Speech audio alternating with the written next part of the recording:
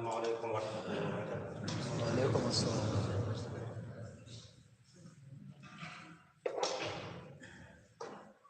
الله أكبر الله أكبر الله أكبر الله أكبر. أشهد أن لا إله إلا الله أشهد أن لا إله إلا الله أشهد أن محمدا رسول الله أشهد أن محمدا رسول الله. حي على الصلاة حي على الصلاة حي على الفلاح حي على الفلاح. الله أكبر الله أكبر. لا إله إلا الله.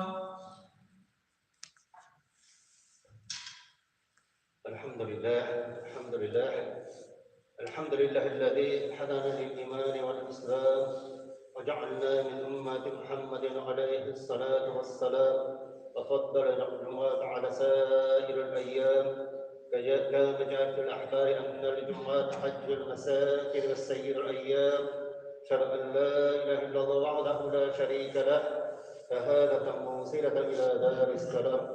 وأشهد أن محمدا عبده ورسوله سيدنا الأيام. أشهد أن لا إله إلا الله وأشهد أن محمدا عبده ورسوله. إن الله وملائكته يصلون على النبي يا أيها الذين آمنوا صلوا عليه وسلموا تسليما.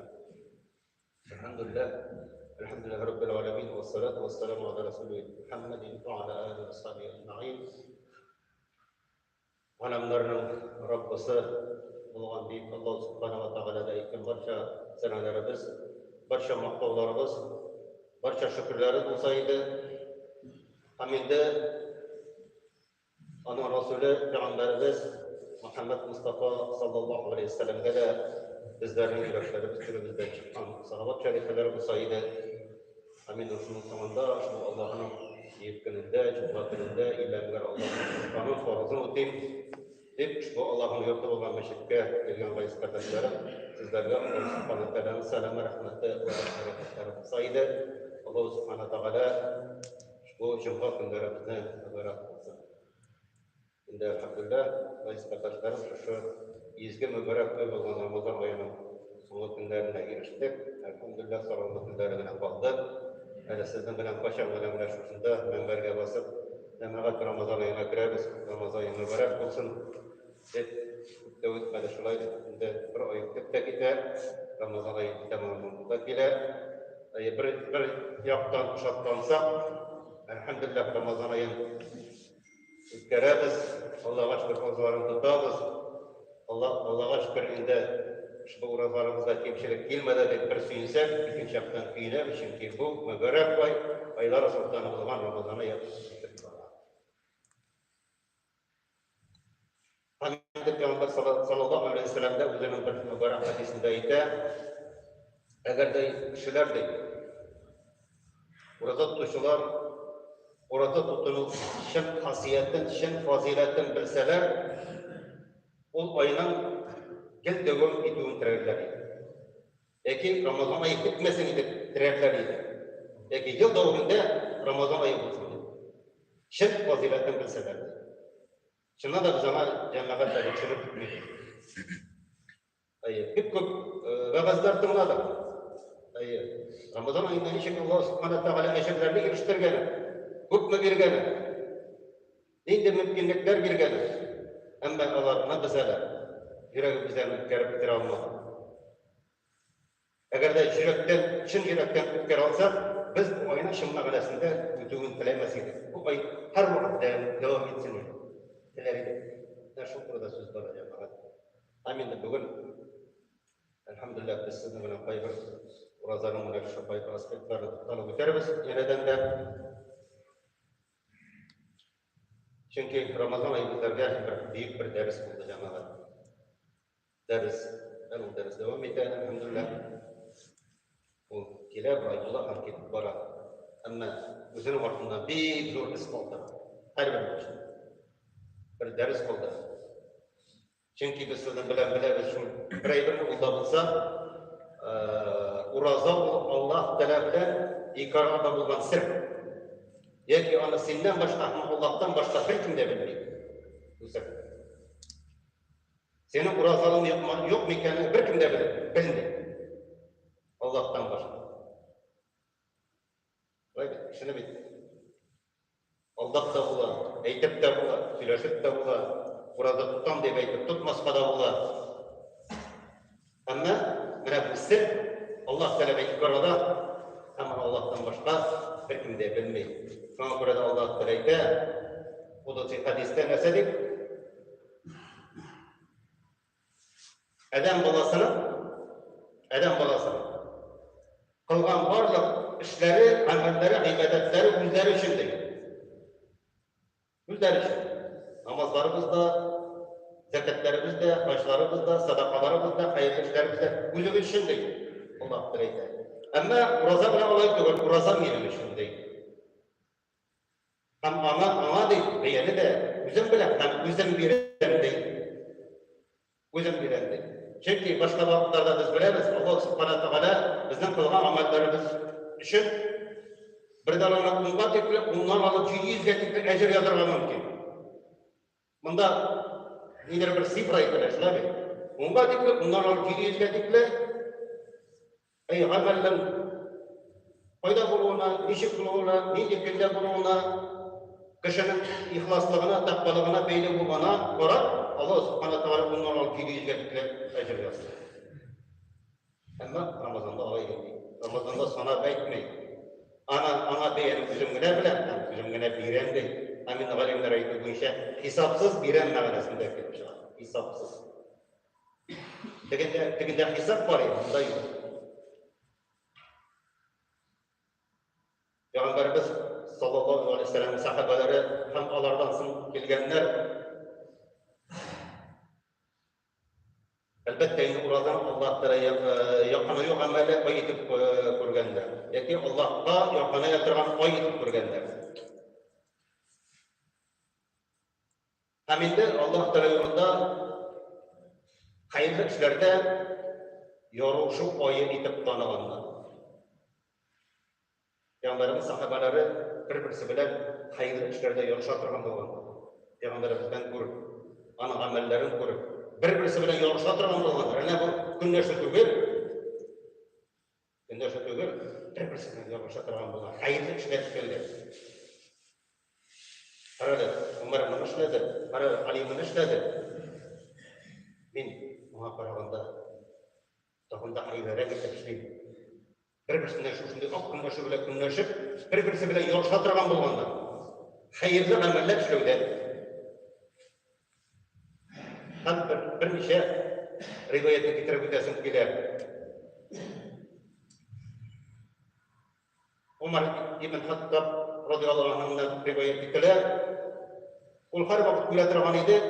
Ebu Bekir Siddiq'nin niçe gidip Allah yolunda hayırlı işler kurban. Niçe gidip özünün boylağını bergen. Niçe gidip işlerini başkarganın hem bütünüsünden de üstün çıkaydı dedi. Bütünümüzge qaraganda da Ebu Bekir Siddiq işlegen işin hayırlara getir. Hem kubra getir işletirgan idi. Bizden günneşe idi. Hem indi Ömer ibn Hattab da özüne aytdı. Ben nişik bulsa da bir tapır bulsa da Ebu Bekir Siddiq'ten üstün çıkıp durunda. Ana nişik bulsa da bir tapır bulsa da uzak gitip durunda. Hıyallarla. Var mı nişik hıyallarlar canlar? Günleşmegenler. Sözde etmegenler. Birisi bilen birisi buluşkanlar. Alarına aytıp da yürmegenler mi? Seni bilen buluşalım dedi. Men seni uzam deb aytmagan olaman. İşten görüşkanlar. İşlerinden. Hamide şundan sonra bir vakit Peygamberimiz sallallahu aleyhi ve sellem o'zining sahabalarına nedir bir şarap kermişin mal, o akşa yerine, mal yerine. Haminde şundan sonra Ömer İbn Hattab bize aytgan, "Mana meni fırsat keldi. Fırsat keldi Ebu Bekir Siddiqni uzarga. Qaytgan ham bütün malı jiganda sanaganda anasın naq şunu yortasın, Peygamberimiz sallallahu aleyhi ve sellem'e getirip bergen. Yortamalı. Özünün yurtunda bolgan. Haminde şundan sonra Peygamber sallallahu aleyhi ve sellem soragan Ömer İbn Hattab'dan "Aylanga nerse kaldırdın?" dedi. "Ya Allah'ın Resulü aileme naq şunu yortsın kaldırdım" degen. Şundan sonra Ebu Bekir Siddiq keldi, hem Peygamberimiz sallallahu aleyhi ve sellem'e bütün malını getirip tapşırdı deydi. Peygamber Ebu Bekir Siddiq'ni bilemiz, o yorgakçı bulmagan, şuna bir oykışı bulgan. Hükümet kelgenin şamalarga bulatırgan. Bütün malını alıp gelip berdi dedi. Hamide şu çok soravını Peygamber sallallahu aleyhi ve sellem Ahmet'e berdi. Aylanga nerse kaldırdı? Nerse cevap verdi deydi Ebu Bekir Siddiq. Aileme büyük Allah Rabbim'le hamın ilişkisini kaldırdım. Bir balık kaldırdım. Kimle kaldırgan? Allah Rabbim'le kaldırdım, hamın Resulüm kaldırdım minalarla. Bundan da hayırlırak nerse bulsam mağnesinde. Hamide şundan sonra Ömer İbn Hattab da aytdı, yok mina bir başında Ebu Bekir Siddiq'ni utu mümkün bulmayacak. Hem ikinci bir rivayette şöyle ayttılar ki, Peygamber sallallahu aleyhi ve sellem bir vaqtda o'zini sahobalar bilan o'tirganda, onun qiriyida oti to'qmadan tegilgan salama, itaklari yuvish eskisi bilan birkitib qo'yilgan ko'lmak kiygan Abu Bakr Siddiq o'tiraydi dedi. Shundan so'ng Cebrail farishta tushdi deydi, yanıma deydi. Düştü, Allah'ın selamını giriştirdi. Hamide şundan sonra paralı da aytdı deydi. Bu Ebu Bekir Siddiq'e nerse buldu? Şunday selame, oti tutmadan kiygen, itekleri güya şemşkisi bilen lektirilgen Ebu Bekir'e nerse buldu? Peygamberimizden soradı, şundan sonra Peygamber sallallahu aleyhi ve sellem aytdı. Ey Cebrail, bu kişi dedi, Mekke İslam'a aşağı üzerine bulgan bütün boylanan Allah yoluna tapşırdı dedi. Hamide şundan sonra Cebrail ferişteydi, Peygamber sallallahu aleyhi ve sellem'de ama deyip Allah'tan selam verişti. Ebu Bekir'e. Aytti ama Allah sile aytti deydi. O, üzerine Allah Rabbisi bilen kanaat ben. Anım üzerine şu haline koluna ol kanaat ben deyip soradı. Allah Rabbisi'ne o kelami mi?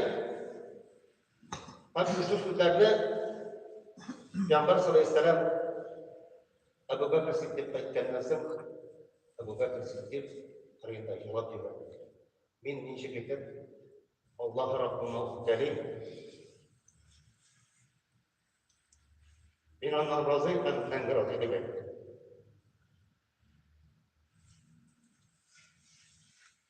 Mana shunday jamoat Peygamberimiz sahabalari hamida bilganingizcha Ebu Bekir Siddiq dunyodan ketganda o'zining g'ayratlarini qoldirgan bir narsasi da yo'q edi. Bir aybi oilaga qoldirgan. Hatto u vaqtda islom dunyosining xalifa bo'lib yurgan vaqtda. Bütün malın İslam'a Allah'ın tapşırdı. Şulay aziz kardeşlerim, Peygamber sallallahu aleyhi ve sellem'den sahabeler Allah'ları yolunda malları, benleri, canları bilen kuruştular, sıkıştılar.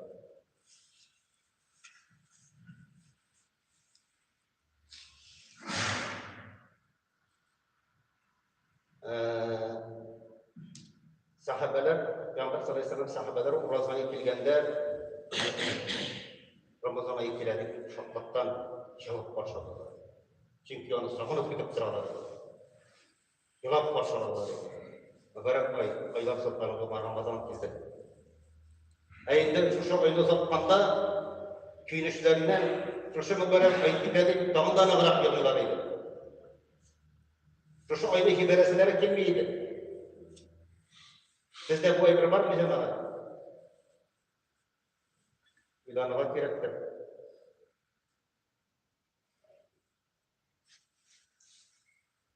Şimdi Urazat bununda tamamlamış işe düzeylik gideyim cemaat Urazat. Şimdi o bizim rızık kırı yollarını, hem kun yollarını kısa, koysalarından şeytanlar yürüyor. Eğer kısalga şimdi şeytanlarla da vesvese kılıp ve ağırlık ile.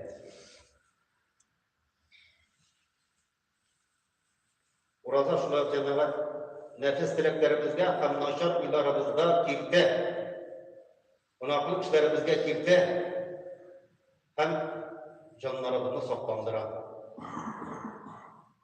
Burada o kişinin dileklerin terbiyeli durağın, dileklerin sistarda üst paraşlarının kirteli, kendini saklarga ilettirgen mektep. Bunda korkutuktırmayın. Burada şöyle cemaat, burada tutuşuğa özünün ağır halde olan Müslüman kardeşleri durumda istetçire. Yardılı yetimlerge hem onlara yardım kurulsun durumda bizge çüre. Çünkü biz burada aşağıdan tanıyız, biliriz. Çünkü ne kadar bir vakit biz de bitinde aştıradı şulaydı. Bizim renklerinde vücudunu saklıyız. Allah'ın emriyle. Sahabeler hem onlardan sıkılgenler, Urazan'ı bir yakşı bilgenler cemaat. Aminde Ramazan'dan işin yaratı bile yarattılar. Aminde Ramazan'da bir köp tırışlık көрсеткенler. Ana aytip bitirgisi tırışlık көрсеткенler. Onlar sana gitsen kadar. Ayetler yılı namazlarda oturganlar. Namazlarda basıp durganlar. Teravih namazlarında, başka namazlarda, düzgün namazlarda. Ayetler gündüzlerin Kur'an okup, anın mağalaları turunda uylanıp, yılı durgan olmanlar. Şöyle ütkergenler. Okutkanlar, okuganlar, bir-birsine gaz nasihat kılıp ütkere durgan olmanlar. Hamide sahabeler hem Allah'tan bilgenler, özlerinin kurtlarları bilen meşette oturganlar. Meşette oturganlar. Yılı imamlar turunda uylanganlar. Öz ve kulakları hem dillerin sihan halde meşette oturganlar. Burada şuna cemaat selametten çünkü bu bütün tenge sihatlik bire hem bütün tenebizge layık yok bire. Bütün tenebizge, bütün aksalarımızda. Amin şunun neticesinde de hem canlı istaran. Burada kişinin bütün naşar kuy direklerini, yetlerini kise, yüreğin kuysundıra, kılıçlandıra hem bu haller, bu haller onun yüreğini kılıçlandırıp, kuysundurup, Allah Teala karşısında kılgan dualarının kabul bulduğuna getirir.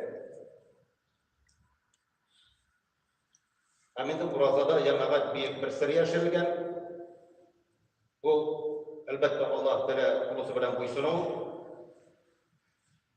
onun kulusu bilen emrinden kuysunup, çünkü biz seni bilen biliriz. Bismillahirrahmanirrahim. Tamam şahide minkum şahra feliyasumma. Eğer de sizlerden birer de şu boyuna şahit olsa elbette onun urazasını tutsun diyen emrine buysunup.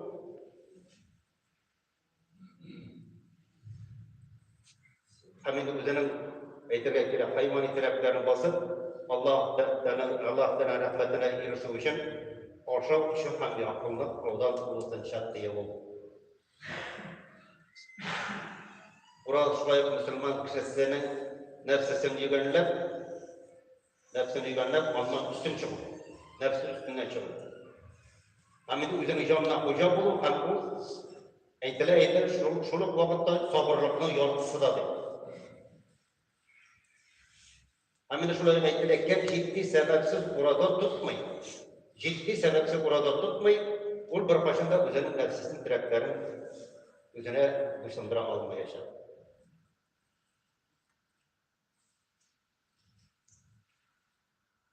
Vazayında cemaat bizim için, bizim canımız için bir sınav.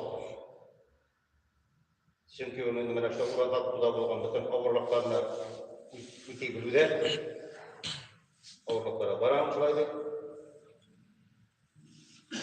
Şulay urada tuda bolganda emirlerini ötemde malımını jelleme ondan ülüş çıgaruda hem de bütün nersege ciddi qaraş bilen qarab hem tevekkel bolup yoki bu şekilde rişitilni bolup tevekkel bolmayken o vaqtlar barıp çıkmayacak.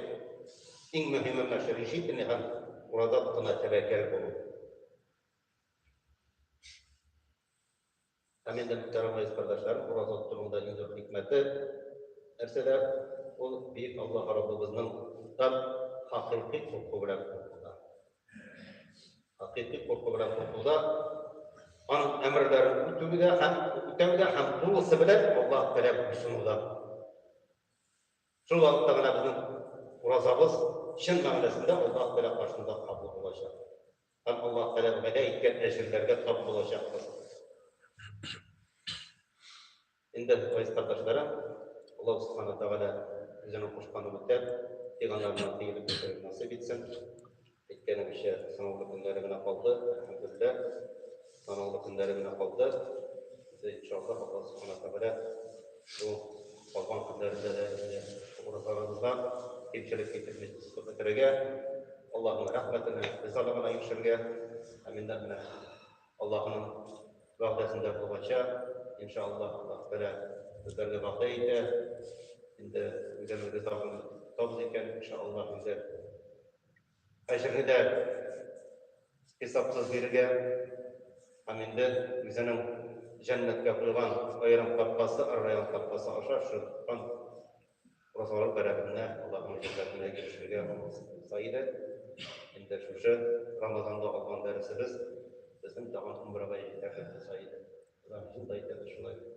Ramazan tefsirleri tügül. Ramazan nasıl der bizim urazalarımız var. Nafil urazalarımız var. İftarlarda tutadı ve gerek tügüler. Menangada kulügesi var. Çünkü bizden düşen ben düşen urazaları var. Nafil urazalar şulay mı? Biz onda kişilerin şey yapmıyoruz bunu iftarda. Ramazan'da bana tügülüp de bizden çıl yerimizinde var. Yani onlarda da ilerlemesi var. Elhamdülillah. Ama da praktika yaptırmaya gerek. Çünkü iftar meclisleri bizni birleştirip yapamayız. Bir-birimizga qarata bo'lgan muhabbatimizni orttiradi. Allohga qarata bo'lgan muhabbatimizni, shukrimizni orttiradi inshaalloh. Shuning kerak bu ibodatlarni davom ettirib kerak bo'ladi inshaalloh jannat. Endi Paramızda üstet makat olsun desek, inşallah bu ibadatlarımızı başkalarına Allah nasip etsin. Barakallahu lana ve lakum fil Kur'anil azim ve nefa'na ve iyyakum bil ayati ve zikril hakim. İnnehu huvel gafurur rahim. El-Cevazul Kerim. Estağfirullah.